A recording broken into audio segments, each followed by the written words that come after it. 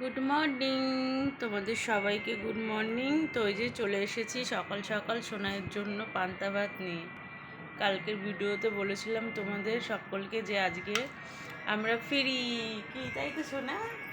এই যে আমার সোনাইয়েরও স্কুল নেই, কালও রাত্রে রান্নাবান্না সব হয়ে গেছে। আর এই যে আমার সোনাইকে আলু ভাজা, পান্তা ভাত বড়া দিয়ে ভাত মাখিয়ে খাইয়ে দিচ্ছি ওকে এখন আমি। আর এসি চালিয়ে বসে আছি, আজকে কোনো কাজ নেই, মোটামুটি সব হয়ে গেছে কাজ গুছানো। আমার পুত্র এখনও ঘুমায়, কখন উঠবে যাই না।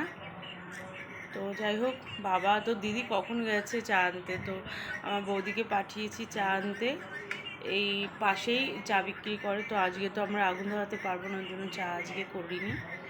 বৌদি গেছে চা আনতে, চা খাবো একটু, চা বিস্কিট, তারপরে আমিও কটা পান্তা ভাত খাবো।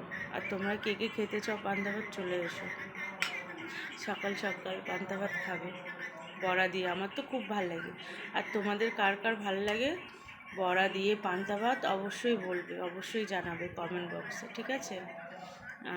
কাদের কাদের ভাল লাগে। আমার তো জানি না, অন্য সময় ভালো লাগে না, কিন্তু আজকে পুজোর দিনটা আমার খুব ভাল লাগে পান্তা ভাত খেতে, কিন্তু অন্য টাইমে আমার একদম ভাল লাগে না, আর আমি খাইও না। কিন্তু আজকে আমি তো খাবো, আমার খুব ভাল লাগে আজকে পান্তা ভাত। জানি না কেমন একটা স্বাদ জন্য চলে আসে।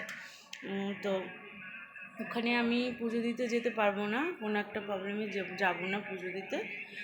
ছেলেকে দিয়ে পাঠিয়ে দেবো ডাব, মিষ্টি, ফুল, এই সমস্ত। তো ওই মায়ের পুজোয় তো ডাব আর মিষ্টি এটাই তো দিতে হয়।